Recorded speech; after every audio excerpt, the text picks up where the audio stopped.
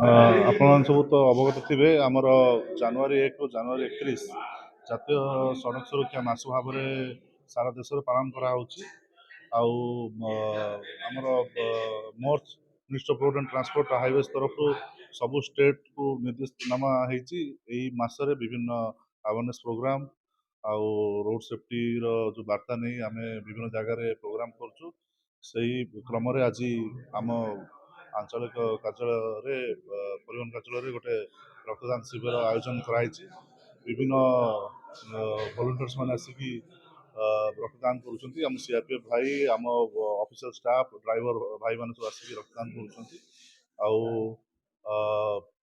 ରକ୍ତଦାନର ଯେଉଁ ମୂଲ୍ୟ, ରକ୍ତ ଦେଲା ପରେ କାହିଁକିନା ଆମର ଏତେ ଆକ୍ସିଡେଣ୍ଟ ଫାଟାଲିଟିସ୍ ହେଉଛି, ଏଇ ମାନେ ଯେଉଁ ବ୍ଲଡ୍ ଡୋନେସନ୍ କ୍ୟାମ୍ପ ସେଟା ସହାୟତା କରିବ ରୋଡ୍ ଭିକ୍ଟିମ୍କୁ ଆକ୍ସିଡେଣ୍ଟ ପରେ।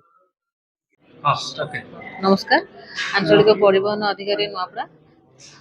ଆମର ଏଠି ଆଜି 13 ତାରିଖରେ ଜାତୀୟ ସଡ଼କ ସୁରକ୍ଷା ମାସ ଉପଲକ୍ଷେ ରକ୍ତଦାନ ଶିବିର ନୂଆପଡ଼ା ଆର୍ଟି ଅଫିସରେ ଅନୁଷ୍ଠିତ ହେଉଛି।